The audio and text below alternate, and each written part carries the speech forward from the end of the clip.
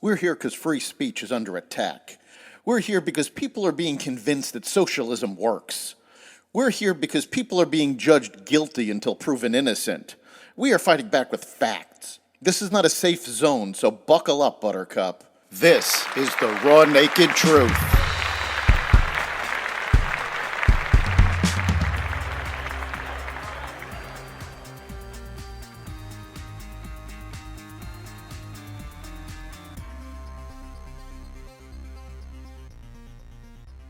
Netanyahu invited to Congress.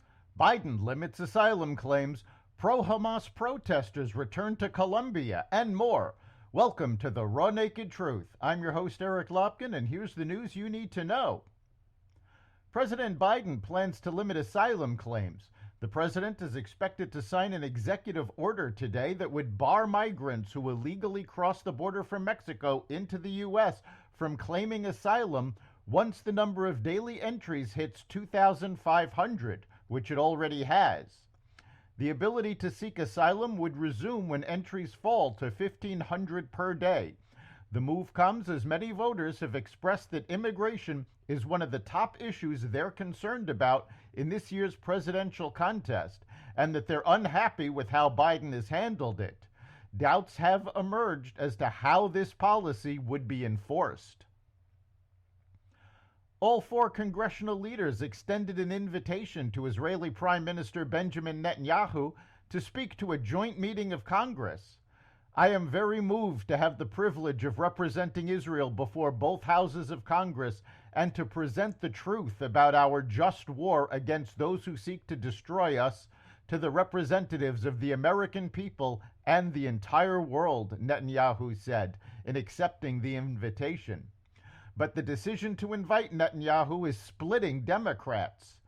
This is probably one of the most disturbing things I can think Congress can do, is to have Netanyahu come, said Representative Ilhan Omar.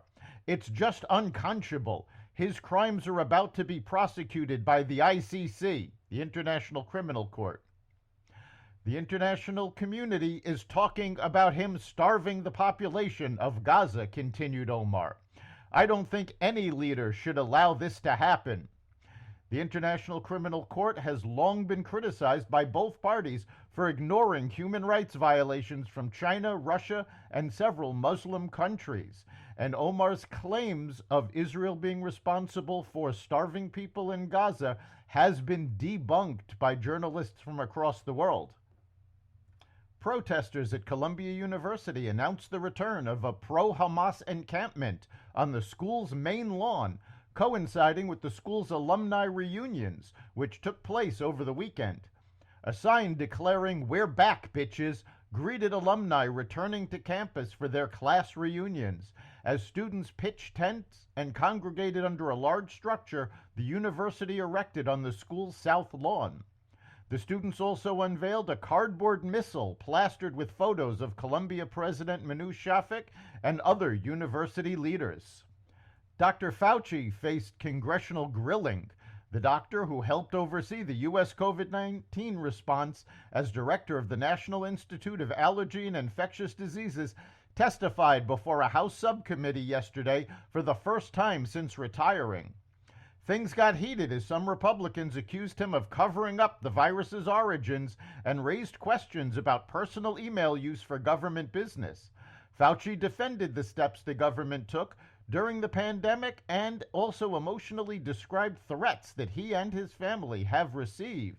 Fauci denied covering up the possibility of a lab leak, despite emails confirming his involvement in switching the focus away from the lab, and more emails stating that there was no evidence that masks or social distancing had any effect. Support shifts for Donald Trump.